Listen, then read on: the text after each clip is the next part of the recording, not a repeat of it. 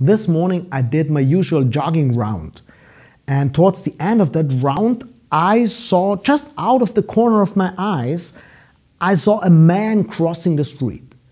And I was so scared that this man could be run over by a car. And that opened up a whole new view on body language of human beings. I was jogging my usual round, and after 3/4 of my round, I saw that man standing on the sidewalk and just wanting to cross the street. I immediately stopped, turned around, because from my inner feelings, I got the feeling, oh, this is a dangerous situation. I looked at him and he crossed the street and nothing happened. And then I continued my round, and I had a revelation. And I realized in that moment that that is how we learn to see other people. Because you have to know, when I started to run, that is my connection I had in my brain. Because when I started to run, it had -10 degrees. -10 degrees, very cold, and my jogging round is around along a river. And the whole route I was running was icy. Without an exception, it was all on ice. The streets were almost dry, but the sidewalks were icy. And most of my round is on earthy ground, and also that was covered with ice. So for 10 kilometers, I was running on ice. And after 7.5 or 8 kilometers, there was that scene when I saw that man. And I was completely scared. And then I realized it was not that situation per se that made me so scared. Because honestly, like you, like me, we see thousands of people crossing streets every year. And we hardly ever realize those situations. I mean, not talking about being scared. And I realized my body, when you run on ice, your body has to be quite cautious. You can't run that fast. It's not a problem running on ice. It would be a problem stopping, because stopping would make you slide. But if you run, if you're in your rhythm, it is not that big a problem. But you have to run slower, and your muscles are a little bit more tense. That is what I realized, because you're always ready and prepared to react if you start to slide. So on a subconscious level, my body and my brain was prepared that something could happen. My body and my brain was cautious. And what happened when I saw that man, my brain transferred that fear on that other man, on that situation. It was not an exceptional situation. It was nothing to be scared, but I was scared from a completely different other experience, that is running on ice. And I realized, by the way, on a scientific level, that is called framing. Framing means that we live, that we experience some situations. And what we do is we build a frame. And that frame is how we see the world, how we see life, and how we see other people. To be precise, if you are a woman and you are scared of being harmed by a man, for instance, not necessarily do you have to experience being harmed. Like me, I didn't slide, I didn't fall over, nothing happened, but still there was a fear in my brain. So if you're a woman and you are scared that men in general are dangerous, what will happen over the time? this frame of being scared, of being afraid, gets more stable. And what you do is you transfer that fear on all other men. On men that you don't have any connection with, but just seeing him from his physicality, he is a man, makes him dangerous. And you know what? The more stable that frame is, the more you look out for information to stabilize that frame. You will follow Instagram channels, Facebook channels where they say how dangerous man is. You read statistics, how more often men harm women than the other way around. And you will read news where a man hurt a woman and things like that. And all of that stabilizes that frame.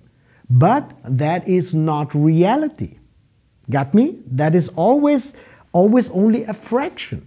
But what you do is you see the whole world out of that or through that frame. And the thing could also be that you think men are just great. Men are, you know, they are fun, they can help you, they are strong, men are good entertainers. You could see and you experience always funny men in companies you work. Hey, this guy is a funny guy, this person is a person, this man is a person you can rely on. And then you see other men, you see it through that frame, and you see another man and you immediately have the feeling, oh, that is the possibility of encountering also a nice, funny and reliable man. Got me? I could tell you also the thing about women, you know, if you always are scared that you don't get a woman, that you get betrayed by a woman, that women are always a little bit aloofish towards you, and you have that fear in you that they don't take you serious, women, then you stabilize that frame and you follow Instagram channels where you hear men that women are so unfair and all that gender thing, and then you see women around you and you get the feeling that all women are bad.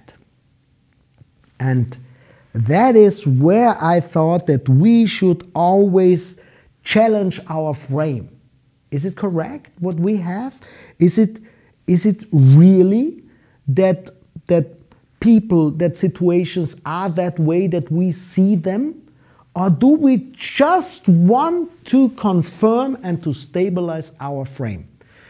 The whole thing that I'm telling you right now came to me when I was jogging, when I realized how quick I was transferring my fear on that man, on that situation.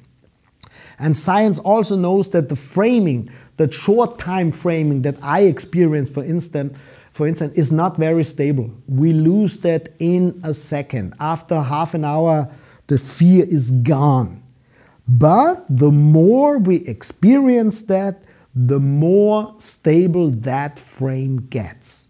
And you know what? When you walk the streets, when you walk your life, and you think life is in general dangerous, it's not worthwhile living, it's just one problem after the other, hey, believe me, it is time to change your frame. And it all starts with your body language. Why? Because you have to turn your body away from the situation that gives you the feeling of fear. That is the easiest way. You can't think away your fear. You have to act it away.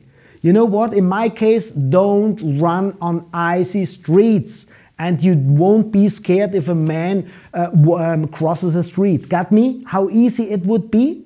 And the same thing is, if you think all people in charge, all bosses are bad people, then you should think maybe I'm in a company where I experience a boss that is not a nice person. But that doesn't mean that all bosses in the world are always bad. Got me? And in the end, I want to state one more thing that is very important, and that is nothing happened to me. Okay? So it is not that you have to have a bad experience that you experience a good or a bad feeling. It is all in our brain. And for those, that is number one, yeah? Number two, if you have experienced something bad, you know what? That is a good way of building a frame. And in my case, I'm not, I said in another video, I'm not afraid that someone might break my house or might steal something from me. I am not scared. You know, I don't have that within me. And if people tell me, oh, the world is getting dangerous and more dangerous and dangerous, and you have to have surveillance cameras, and you have, no, yeah, talking to someone else, please, not to me, because my feeling of being safe is more important than you telling me how dangerous our life is. And you know what? I had bad experiences.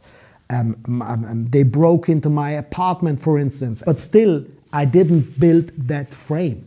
So it's all about you. Challenge your frame. Always think about, is that frame correct, or is it just something I want to stabilize? Always challenge your life, because being successful, being happy, always has to do with your body language, with showing that happiness. Because if I talk to you like that and life is getting more dangerous and more dangerous, you won't be happy and you won't attract happy people. And that again stabilizes your frame. So tell me what you think about that. What's your experience? And where is the moment where you should start to think, I should think about my frame again? And please share that video with people who always build frames towards a negative view on life.